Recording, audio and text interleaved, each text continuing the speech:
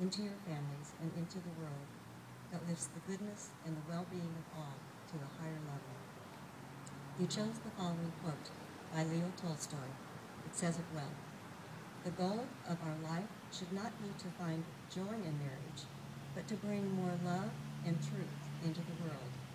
We marry to assist each other in this task. Now, some of you may not know the story of how Alan and Alex met and came to be here today. I'll tell you the story, but first we must set the scene. It was 2004, and Alan's friend Sergio, who stands with him here today, had told Alan about this woman who rode in the same van pool as Sergio, and he thought Alan ought to meet her. So one day, Alan rode with Sergio to his home in the van pool and had his first introduction to Alex. And she was just getting off the bus and was finishing somewhat of an altercation with a fellow passenger who had been quite rude to Alex. And when Alex stood her ground, though, to this person who was actually physically larger than Alex, Alan was impressed. And he said, "Wow, she's feisty." I guess that had a lot of energy, I think. Alan did his best to meet, Pedro was getting that. Alan did his best to meet up again with Alex at a fundraiser for a dance company that Alex supported, but arrived to the event after Alex had already left. And then word got back to Alex the next day, and so she let Alan know that she was sorry that she had missed him. And Alan then asked her out, and they had their very first date on November 19th, 2004, at Extraordinary Desserts in San Diego. In case you don't know, that is the premier dessert place in San Diego County. Alan knew on that first date this was serious, and Alex was not far behind in seeing the same. Fast forward now, 6 years though, to Alex's birthday, December 30th, 2010. It was the day Alan had chosen to propose, and he surprised Alex when he came into the room that day and dropped to one knee. He gave her the ring and asked her to marry him. Now, although Alex was in shock, she was clear enough to be able to respond with an absolute yes, and a quick start into making the plans for this special day. So now, here you both stand, before each other, your family and friends, ready to be united in marriage. Marriage is an outward expression of that great love that you share. It not only requires your commitment to that love, but a commitment to compassion, passion, honesty, and courage. It does so because marriage is a commitment between two people that is both personal and public. Through your courtship, you acted as a committed couple. However, in marriage, your personal commitment goes even deeper. And when that deep personal commitment is publicly acknowledged and your bond is legally recorded, it is a verbal and written statement to the universe of your complete unity and solidarity. As in any marriage, there will be challenges that will test your love and faith and your commitment. But to serve its purpose, marriage must change as you change. And as you embrace change and resolve conflict, always act from your very best self. Never forget the vision of the love that has brought you together. Your ongoing commitment to that love and to life will allow you both to experience and share a magnificence unknown to you before. As a representation of the kind of marriage you endeavor, you chose the following from Corinthians. Love is patient, love is kind, and envies no one. Love is not boastful, nor conceited, nor rude, nor selfish, nor quick to take offense. Love keeps no score of wrongs, does not gloat over the errors of others, but delights in the truth. There is no limit to its faith, to its hope, or to its endurance. Love will never come to an end. Now, I spent some time talking to both Alan and Alex about what it is that draws them to one another, and they've not yet heard what each other said. So Alan and Alex, as I read them, will you please look at one another and hear my words as though they are coming from your beloved. Alan, Alex was first drawn to your handsome face and your true nature as a gentle man. She admires your work ethic and your ability to learn and hold so many different and interesting jobs, performing each one equally well. She respects your honesty and your devotion to her, your family, and your friends. She says you are dependable and knows she can count on your word. She appreciates that you encourage her to find and do the things that she wants to do in life, like becoming a nurse. She adores your nutty, goofy sense of humor that keeps her laughing. That ability to make her laugh helps her to keep her perspective when life brings its challenges. Now, she gets a kick out of your unique concept of time. Or maybe she says it's more your definition of being on time. She's had to develop a couple of strategies herself to counter it, but she knows your well-meaning and your efforts to clarify that definition and appreciates that you continue to work on it. When you look at her with love and total acceptance of the person she is, she feels more loved than she's ever felt before and knows that she is right where she needs to be. Alex. Alan was first drawn to your natural beauty and to what he calls your petite, classic physical frame. It's a nice description. He saw your strength immediately and was equally impressed with your intelligence. He admires your dependably solid character that faces life's challenges head-on. He feels it is innate in you to always do what's right and fair.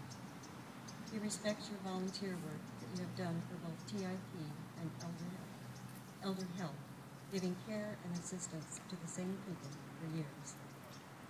He adores your affectionate, nurturing side and your immense capacity to care. It doesn't cease to amaze him when the two of you can just glance at one another from across the room and know what each other is thinking. Now he gets a kick out of what he calls your role as a risk management consultant to the world. It's that part of you that says things like, careful or you'll fall and break your teeth. Or watch out for that car up ahead. With the blinker on, it may turn in front of you. He knows that deep in your heart, it is just your way of caring, yet finds your phrases sometimes cute and entertaining. He knows when he's done something endearing for you by the sweet, oh honey, that he hears in return. When he hears that tone in your voice, he feels the gentle touch of your hand on his back.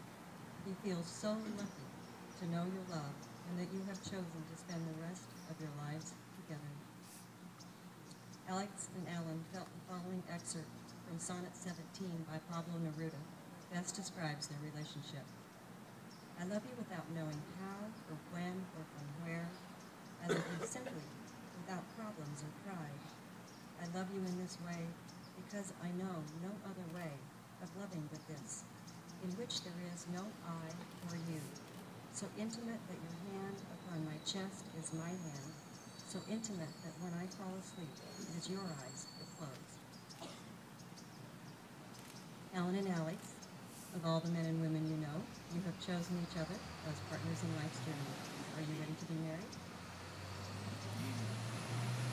Alan, will you please face Alex and respond to the following question with an idea? Alan, do you promise to be there for Alex when it is easy and also when it is difficult? To share all that you are with her and to celebrate all that she is? To be the best friend you're capable of being and to treasure Alex all the days of your life?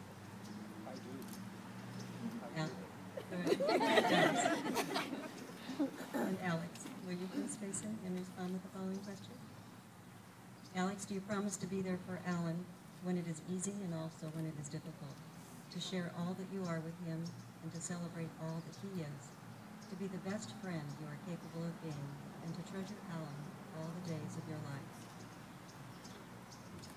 Alan and Alex, will you please turn and face your guests and spend the next few seconds to really look at those who have come to share your special day with you. They have brought with them all their love for the two of you and wishes for a lifetime of joy and happiness. So do all of you who are present today commit to lovingly support Alan and Alex in their marriage? We do! Yeah. All right, Alex and Alan, will you please face each other and hold hands so you may feel the gift you are to one another as I read the following.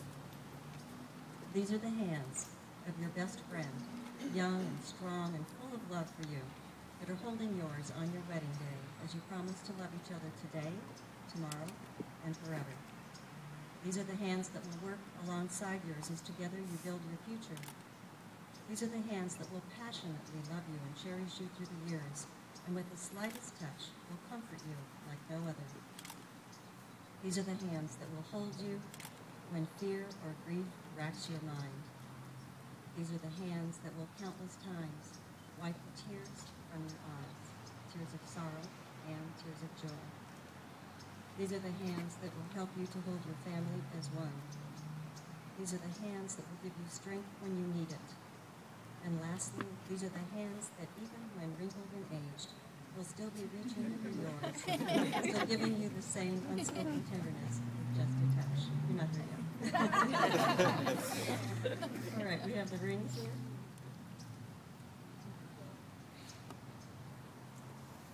The circle is one of the oldest symbols that is consistently found in every religion.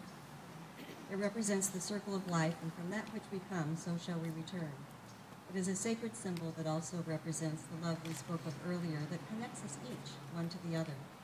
And the circle of the ring also symbolizes your never-ending love for one another, to remind you of that love, to be an outward expression for all the world to see.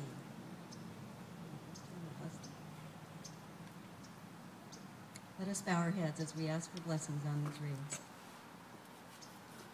May the Lord bless these rings, which you give to each other, as the sign of your love and your fidelity to one another.